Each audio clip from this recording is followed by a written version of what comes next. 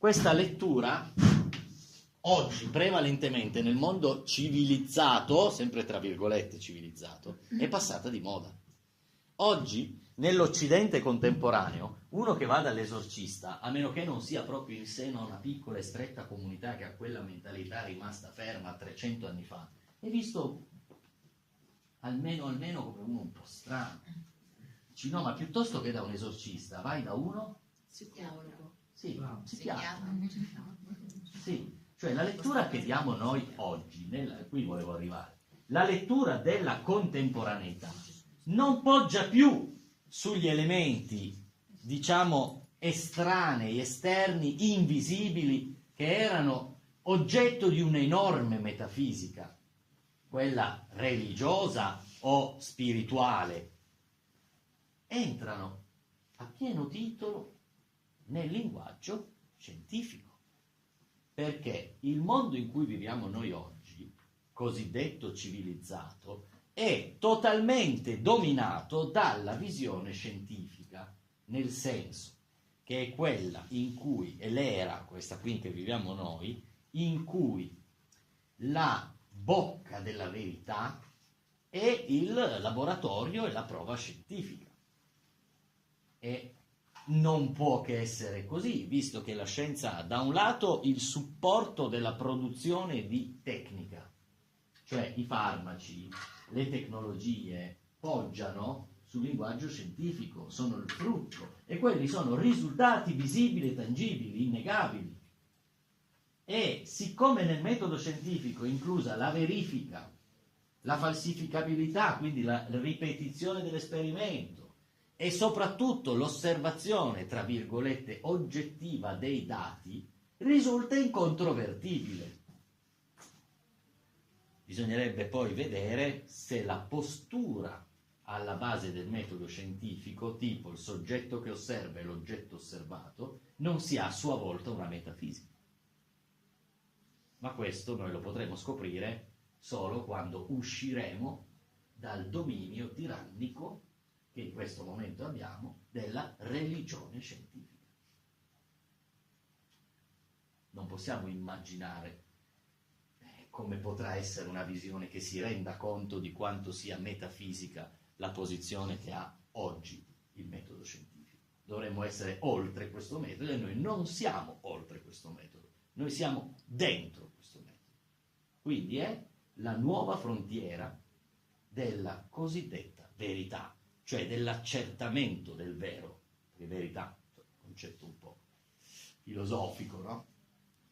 Quindi, se non parliamo più di possessione oggi, i fenomeni, diciamo, di alterazione dello stato di coscienza ordinario non sono più attribuiti a spiriti, entità, diavoli, angeli, demoni, eccetera, eccetera.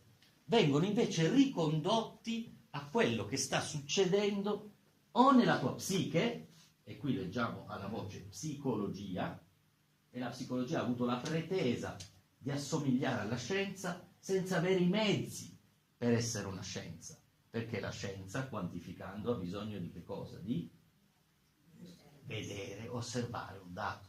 Ma quando io parlo della mente umana, il dato è meno osservabile.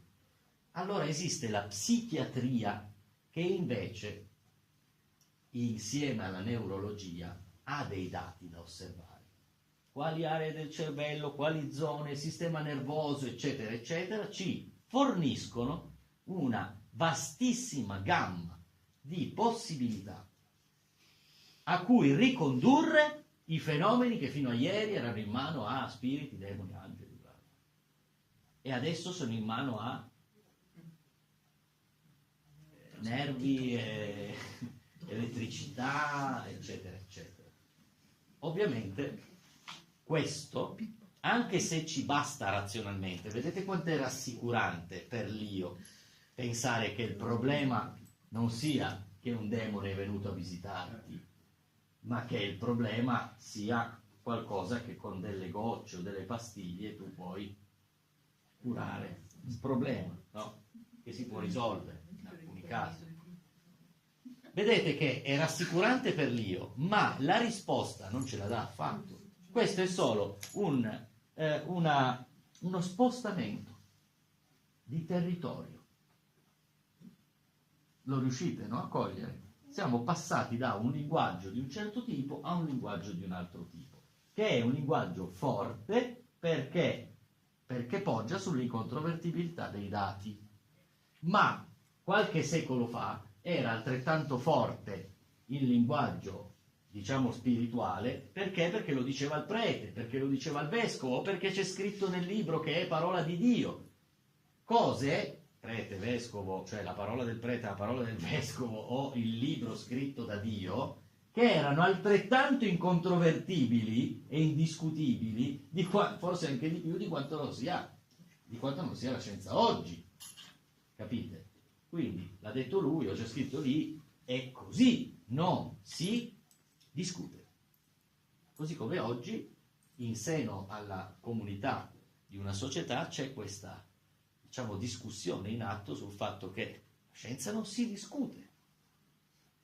E quindi abbiamo una nuova religione. Se non credi a quello che vedi, cioè al dato incontrovertibile, sei tu a essere fuori. E allora ti meriti le goccine.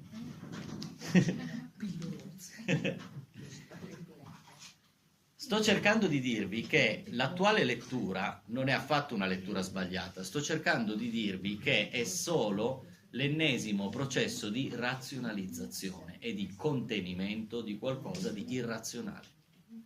Anche questa incontrovertibilità dei dati è un tentativo di acquietare i turbamenti che provengono dal nostro non saperne abbastanza su questa faccenda. Quindi è una razionalizzazione del fenomeno.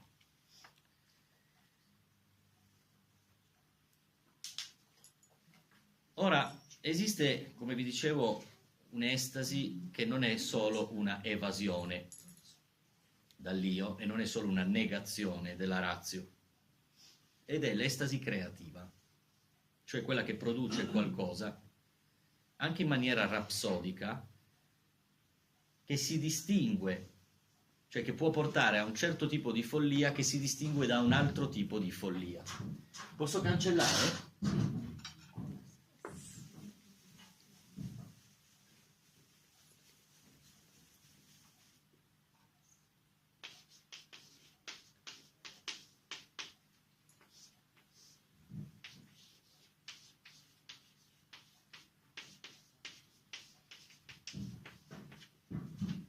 Ora, con il linguaggio più ingenuo e bambinesco possibile, io scrivo: esiste una follia buona ed esiste una follia cattiva. Esiste, cioè, un tipo di follia che coincide con una forma di saggezza. E anche qui torna in auge Nietzsche. Il confine tra questa forma di follia e una forma di saggezza è difficile da distinguere. Pensate però ad alcuni grandi geni nel corso della storia, che sono sempre stati lì su quel limite, a volte un po' oltre quel limite segnato dalla norma, dalla regola. Di solito la follia buona, scusate se uso questo linguaggio veramente stupido ma apposta, cioè quella che profuma di saggezza, ha a che fare con produzioni, possono essere artistiche, quindi creative, intuizioni, in generale il genio. Mentre la forma di follia ai noi più diffusa, quella negativa o cattiva, cattivo vuol dire prigioniero, schiavo, la forma di follia negativa è abortiva, cioè non riesce a produrre, ma abortisce continuamente i propri contenuti.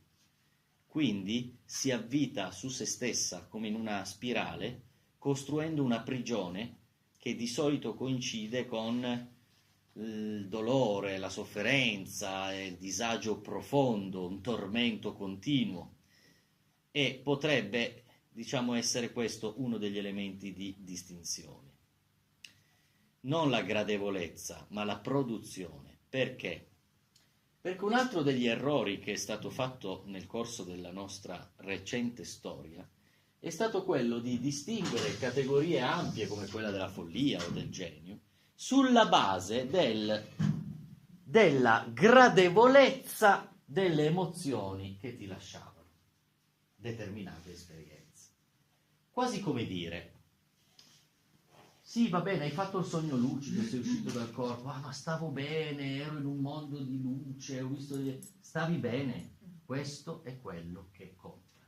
Se invece io descrivo un'esperienza di terrore, sono stato male, mi sono spaventato, il cuore mi batteva a 1000, mi sentivo frugato dentro da mani sconosciute, allora non va bene. Vedete, noi siamo così schiavi, cioè così prigionieri del concetto di benessere, da aver appiccicato addirittura a queste esperienze un discrimine. La discriminante è che se le evasioni sono associate a qualcosa di gradevole, sono buone, vanno bene, sono autorizzate, non ti interroghi neanche tanto, anzi speri quasi quasi che ti possa ricapitare. Ma se sono invece abbinate a qualcosa di sgradevole, suona un allarme. E di nuovo il pericolo ad essere associato, in questo caso, alla sgradevolezza di un'esperienza. Ma possiamo essere così stupidi da continuare a usare come discriminante l'indice di gradimento nei confronti di un certo tipo di emozioni? Quanti tra i grandi geni e i grandi mistici della storia sono stati tormentati continuamente? Quindi non è vero che la follia buona è quella in cui sei convinto di essere Napoleone e va bene così, perché tanto non hai problemi, va bene così, e la follia cattiva è quella invece in cui stai male. La discriminante dovrebbe essere: produce o non produce, crea o abortisce, distrugge. Questo può essere un modo, una discriminante interessante. Studiate la storia dei mistici, studiate la storia dei santi, studiate la storia dei grandi artisti o dei geni della matematica. Quanto disagio troverete? È una storia costellata di tormenti. Quindi non è vero che l'emozione gradevole, lo stare bene, si associ al modello positivo di genialità. Non è vero. Il modello positivo di genialità è quello che produce, anche se sta male. Anzi, spesso produce proprio perché sta male. E può produrre arte formidabile, intuizioni formidabili, scoperte incredibili, anche stando male. E questo non significa che uno debba cercare quello stare male, ma dovremmo evitare quello che io chiamo, con un'espressione un po' forte, razzismo emozionale.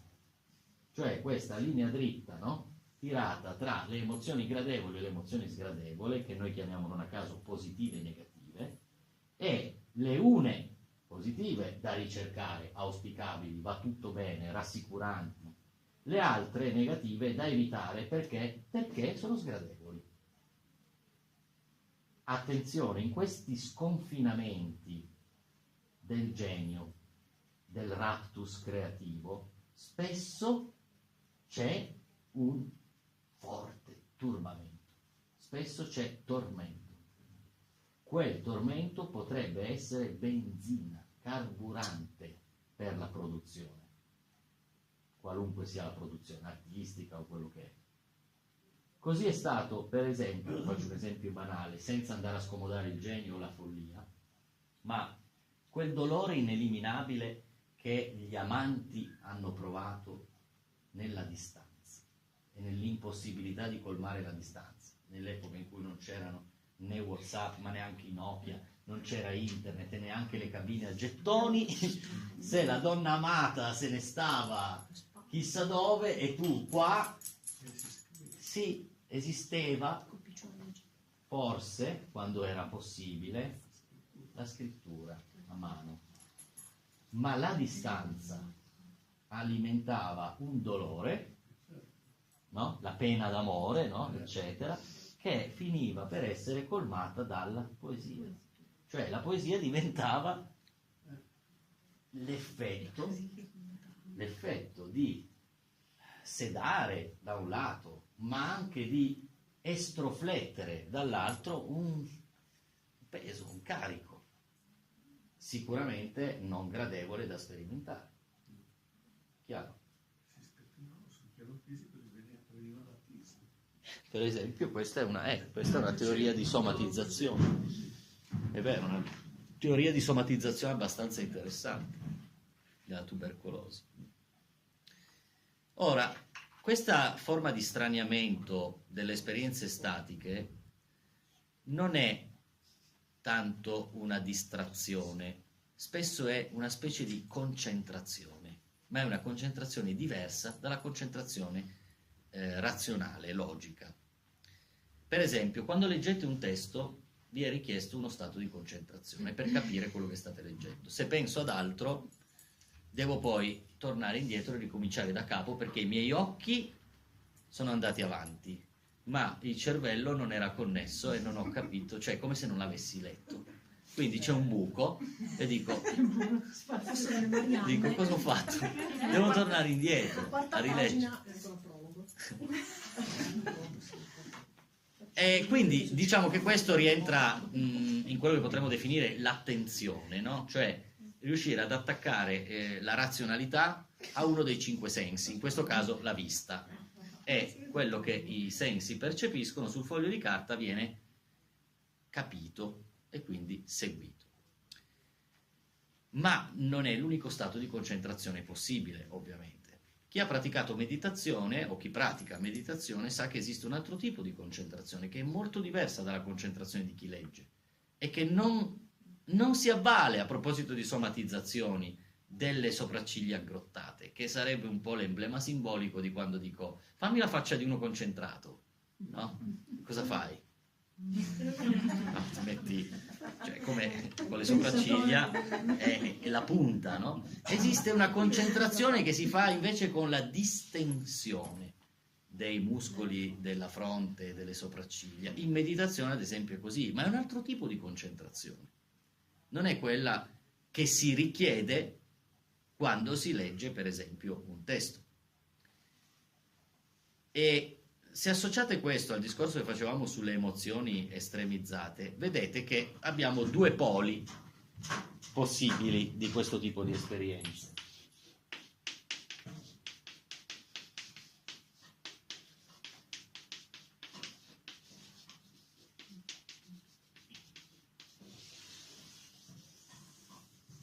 I 2 poli opposti sono la beatitudine da un lato e il tormento dall'altro. Come vi ho detto prima, e ve lo ripeto, noi non dobbiamo pensare che beatitudine in quanto gradevole sia auspicabile, tormento in quanto sgradevole sia da evitare, perché non è questo il punto. Nessun genio ha a cuore lo stare meglio se è preso dalla propria produzione. Non importa che stia male, sta producendo. Esattamente come una madre, non importa che stia male se sta partorendo, perché il dolore del parto passa in secondo piano rispetto al fatto del parto, rispetto all'evento parto. Quindi l'esperienza del partorire include una certa dose di dolore. Ecco, per il genio che produce potrebbe essere anche così. I 2 poli estremi, beatitudine e tormento, hanno in mezzo tutta una gamma di sfumature, chiaramente. Qui e qui ci sono, cioè tra beatitudine e tormento, ci sono 2 tipi di estasi diversi. Quando si tratta di rapimento, di raptus, quando si tratta di possessione, è abbastanza facile che si parta dal tormento. Quando invece, proviamo a spostarci in Oriente, lo vedremo, no? Nel corso del nostro seminario, qualcuno ha sviluppato delle tecniche per giungere all'estasi, è molto facile che si parta dalla beatitudine, cioè che si parta e si arrivi alla beatitudine. Ma i due poli fanno parte di un'unica realtà. Sono le colorazioni, le gradazioni differenti di colorazione della coscienza di fronte alle emozioni prodotte dall'estasi. Quindi alcune emozioni inducono estasi, alcune estasi inducono emozioni, cioè una reciprocità.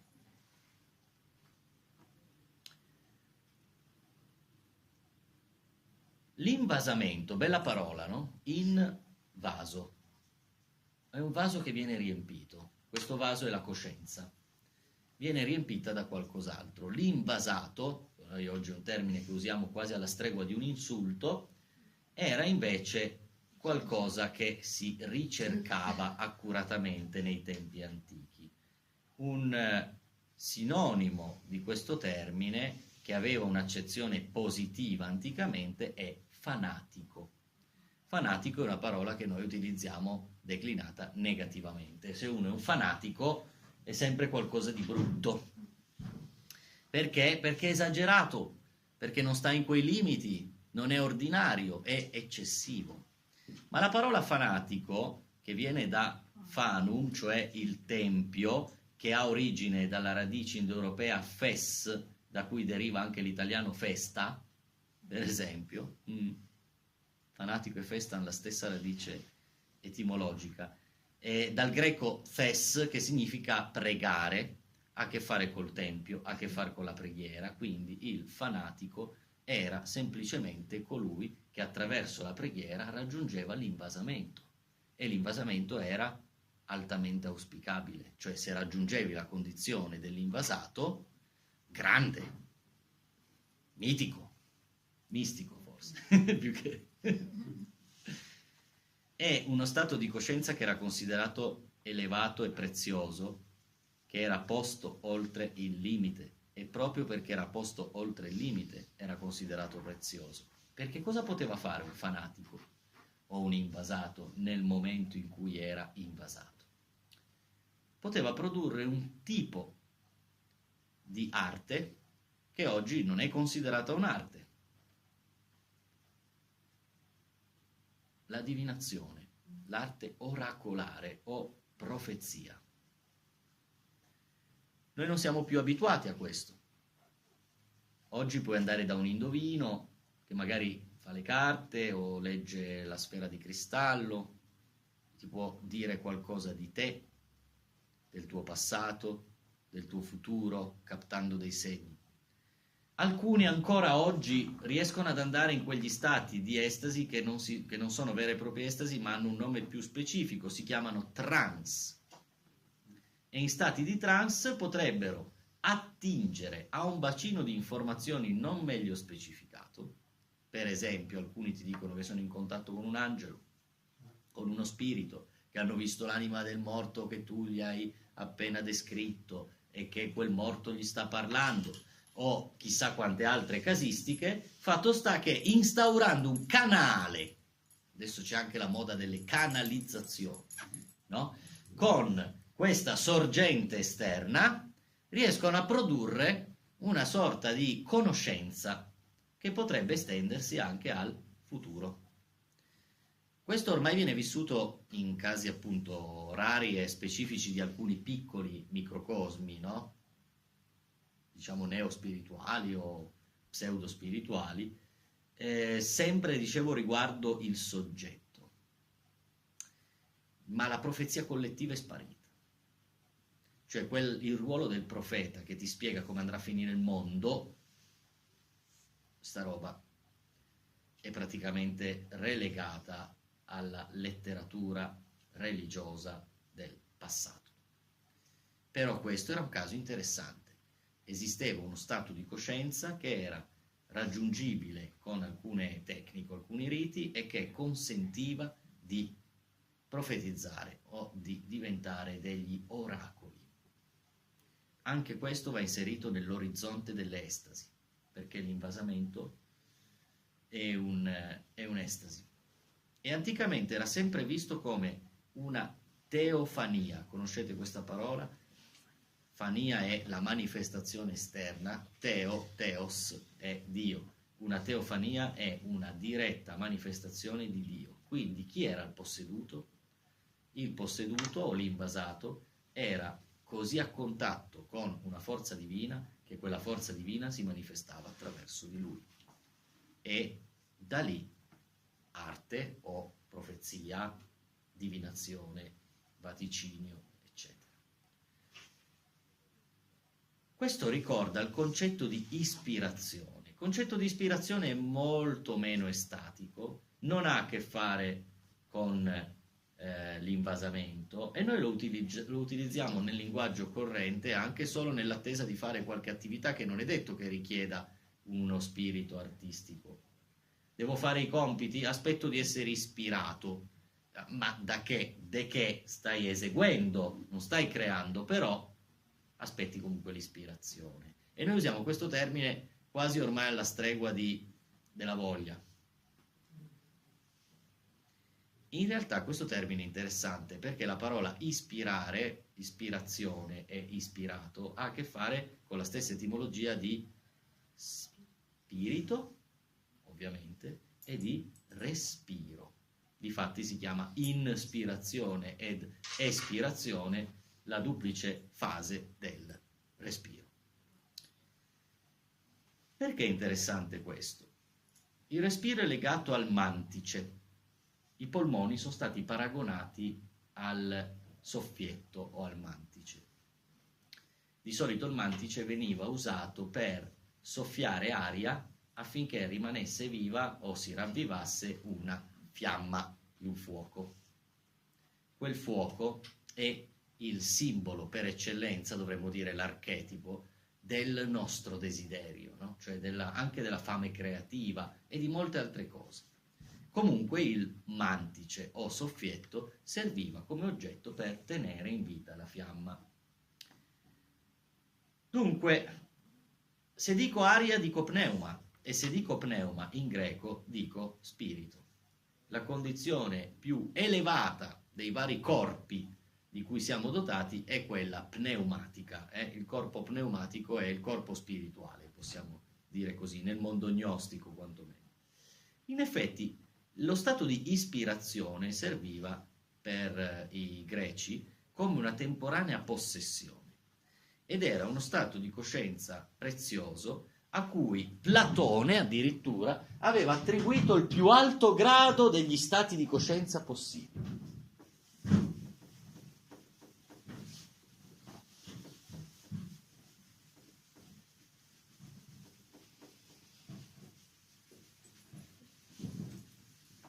Tra i vari stati di coscienza, a partire dall'opinione, no, diciamo gli stati ordinari di coscienza, al culmine della ratio per il mondo greco era questo concetto che avrete sentito nominare di nous.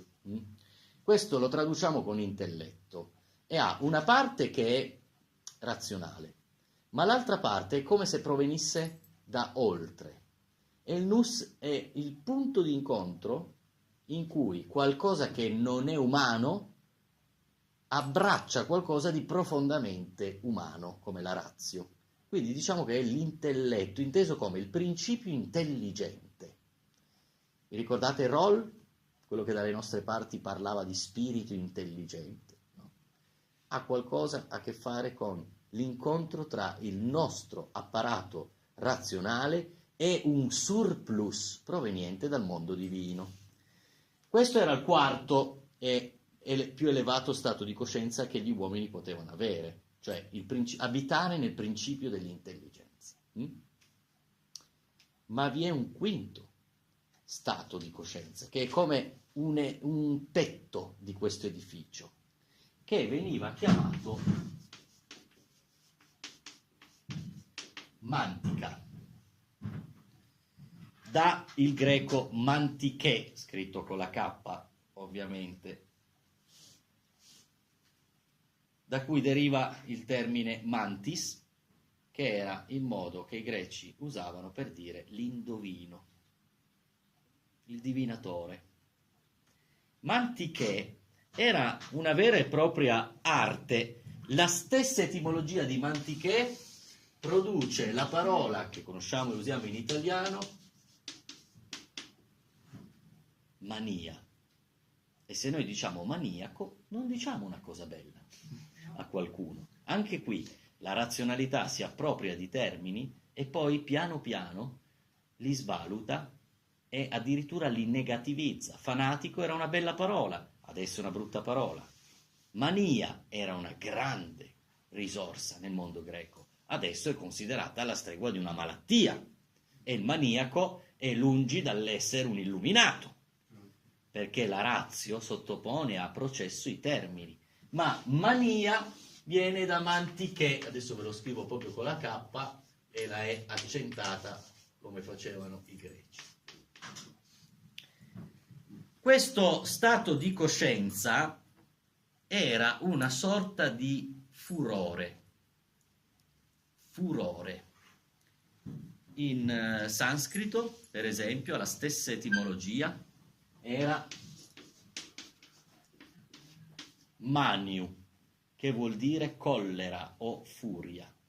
E forse alcuni di voi ricorderanno che un'antica religione che si chiama zoroastrismo e che parlava del conflitto eterno tra la luce e le tenebre, aveva come dio della luce Ahura Mazda e come dio delle tenebre Angra Mainyu, o Ahriman, detto poi successivamente Ahriman, il dio della contrazione, no? Delle tenebre.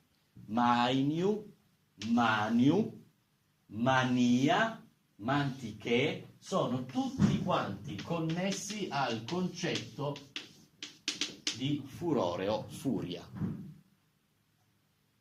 Il furore non è solo la rabbia.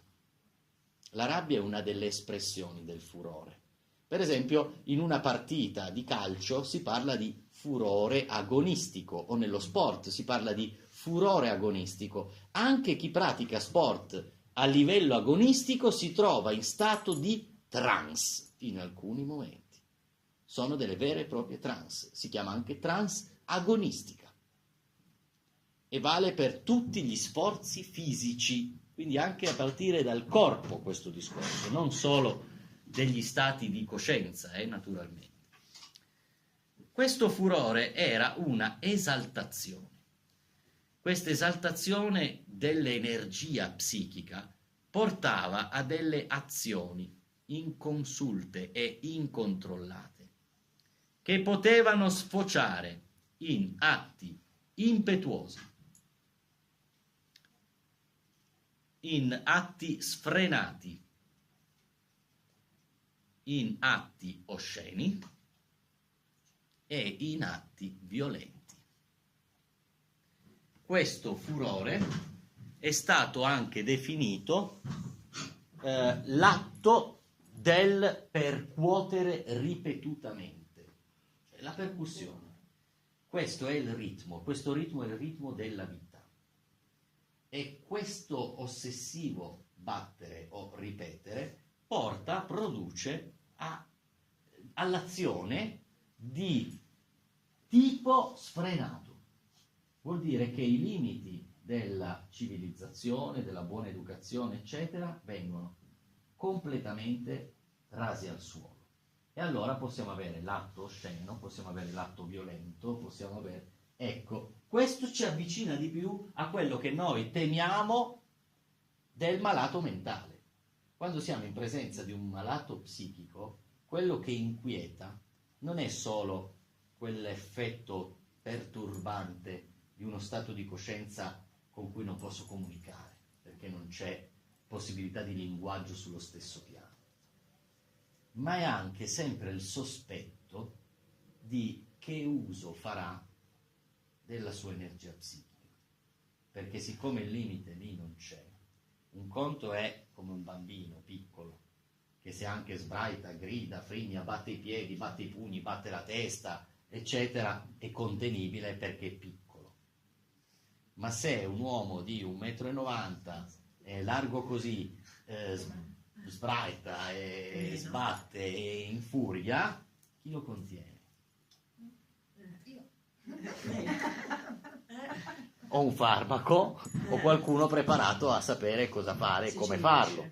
Ci riesce. Perché quello che ci fa paura del furore è la violenza, cioè la possibilità insita nella distruzione, l'uso distruttivo di questa forza. Questa esaltazione porta ad atti di questo genere, è vero.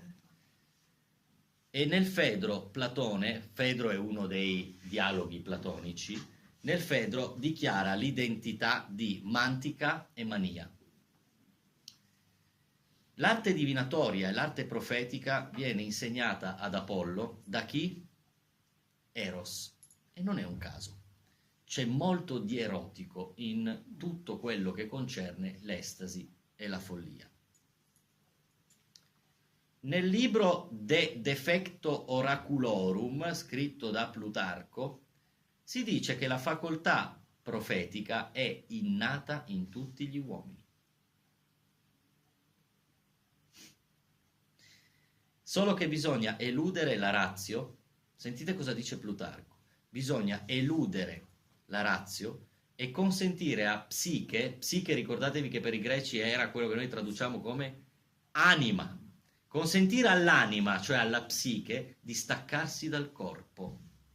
Sentite bene, questa è un'istruzione di magia. Plutarco dice che bisogna eludere la ratio e consentire a psiche di uscire dal corpo.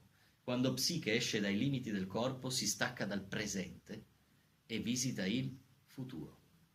Quando torna, se ha memoria di quello che ha visto, può profetizzare. È come se Plutarco ci desse non dico le istruzioni su come farlo, ma la spiegazione della dinamica che consente la profezia. Psiche esce dal corpo, uscendo dal corpo esce dal presente, entra nel futuro, vede, torna e racconta. Questo è molto interessante. L'estasi, secondo il mondo greco, è la preparazione del terreno all'avvento di un altro stato di coscienza più ancora importante dell'estasi, che è l'entusiasmo. Mentre noi pensiamo all'entusiasmo come qualcosa che prelude all'estasi, in Grecia era l'opposto. E l'estasi a dare, da fare da preludio all'entusiasmo, perché estasi, stasis vuol dire stare fuori. Quando sono fuori vuol dire che dentro sono vuoto, assente. E se sono vuoto, en theos, può entrarci Dio, en theos, l'in Dio, il Dio dentro, entusiasmo viene da lì, en theos. Quindi, come in un grande rito, l'abbassamento dei limiti, dei volumi della ratio consente l'evasione o l'escursione della psiche, anima, fuori dal corpo. Questo può essere uno dei principi di ecstasis, cioè dello stare fuori, cosa che consente l'avvento del entheos, cioè del Dio interiore o entusiasmo. Lì si compie il cammino di quella coscienza che arriva al suo livello più alto, quello in cui si fa abitare un Dio dentro di sé. Apollo e la Sibilla sono le immagini divine della possessione che consente la profezia. Apollo e la Sibilla. Le muse sono l'immagine simbolica della possessione che consente la produzione artistica. Muse, da cui la parola musica e anche museo. Dioniso è il dio la cui possessione consente l'avvento dell'estasi mistica. E Eros e Afrodite sono gli dei la cui possessione consente l'estasi erotica. Quindi esistono già nel mondo greco delle differenziazioni tra i tipi di estasi e gli effetti che esse producono. L'estasi artistica è quella delle muse, l'estasi erotica o sessuale è quella di Eros e di Afrodite. E non è un caso che Eros sia l'istruttore di Apollo per quello che riguarda la profezia, perché Apollo e la Sibilla sono i responsabili dell'estasi profetica o della divinazione, dell'indovino. Tutto ciò che è mistico e misterico, mistiche erano gli iniziati ai misteri, ha a che fare con Dioniso, che era il dio dei misteri dell'ebbrezza. Ora, il mantice, come vi dicevo, è un soffietto. La parola mantice è solo lontanamente legata alla mantiche, cioè allo stato di coscienza che vi ho descritto. In realtà la parola mantice viene dal latino manticum, che indicava una borsa o una bisaccia fatta di pelle, perché in greco mandake è la pelle. Questo oggetto, cioè questa bisaccia o borsa di pelle, detta mantice, aveva anche un altro nome, un sinonimo nel mondo latino. Era chiamata follis, dal verbo follere, che vuol dire muoversi di qua e di là. Follere, muoversi di qua e di là. Questo termine si usava anche per un gioco che vedeva un pallone di pelle che veniva gonfiato e poi veniva attaccato a un filo e si giocava a palla, ovviamente col rimbalzo o lanciandola o prendendola, chissà, a manate o a calci. Per traslato, questo gioco del pallone gonfiato viene a indicare un termine attribuito ad alcuni tipi, caratteri di esseri umani, che erano particolarmente pieni, gonfi di se stessi o d'aria, per dire che erano vuoti. Quindi erano pieni di vuoto, cioè erano vacui e solitamente un po' instabili. E così arriva a indicare la perdita di senno, questo andare qua e là, che è letteralmente il follere, viene a indicare poi, per associazione, un movimento del pensiero, un movimento del carattere, che è instabile, che oscilla, precario, vuoto, sebbene pieno di qualcosa che lo fa andare di qua e di là. E questo diventa il folle. Lo zero dei tarocchi. Mm-hmm. A proposito, nei tarocchi è chiamato in inglese the fool, e fool in inglese vuol dire sia matto che stupido. Anche stupido, che è una parola che usiamo in italiano, ha la stessa etimologia di stupore, quindi lo stupido letteralmente è uno stupito.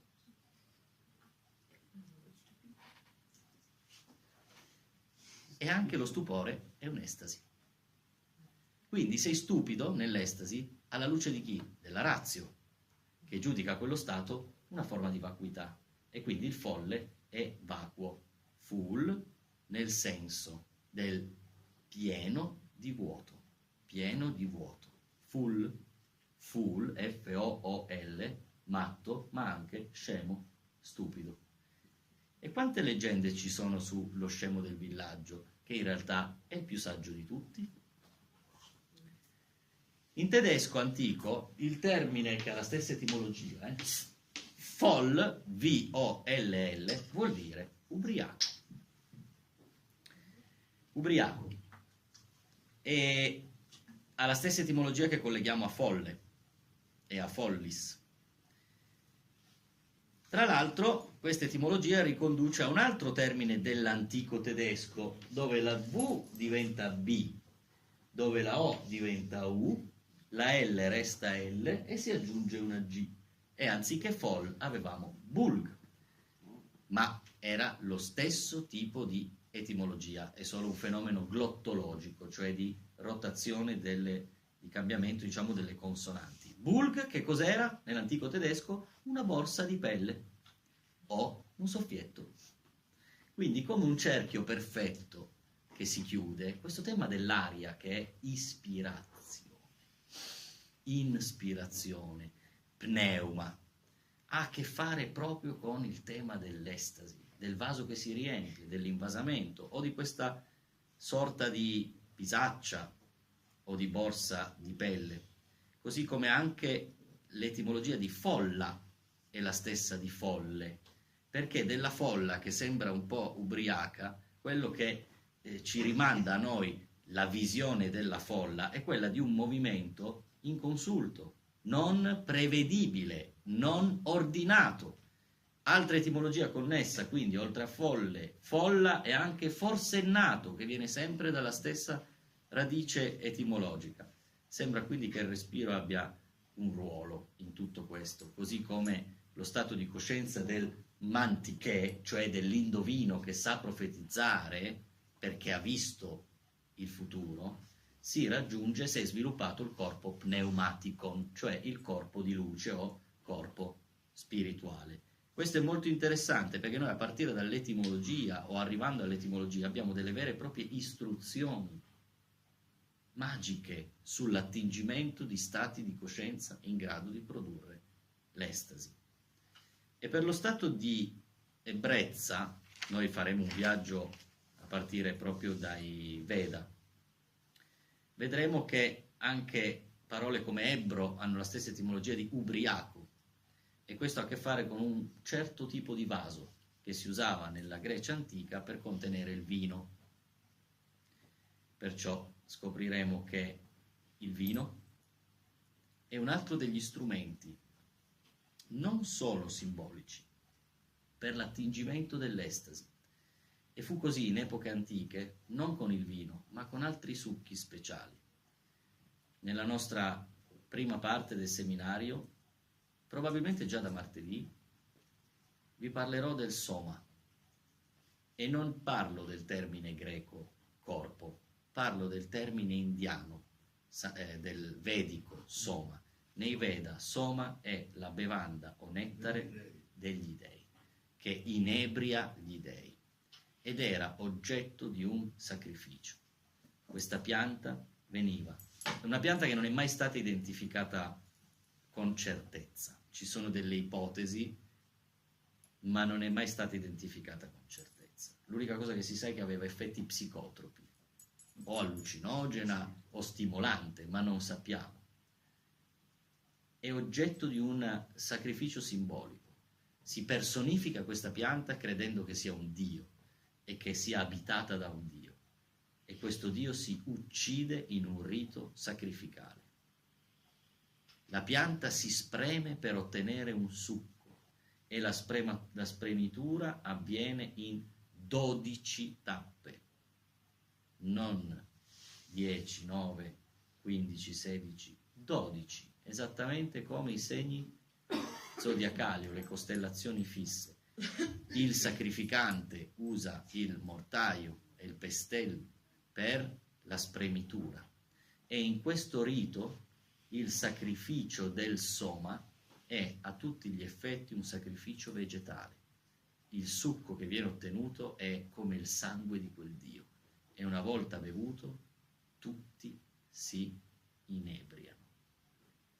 Persino gli dei accorrono alla spremitura del soma per bere il soma. Che cosa ci ricorda l'idea di un sacrificio vegetale? Molto tempo dopo, i Veda sono di circa 3500 anni fa, quasi 4000 anni fa, molto tempo dopo, circa 2000 anni fa, non in India, ma dalle nostre parti, abbiamo un'altra simbolica di un sacrificio vegetale, un'altra spremitura che non si fa con una pianta allucinogena, ma si fa con l'uva. Da lì abbiamo un processo di fermentazione che produce il vino.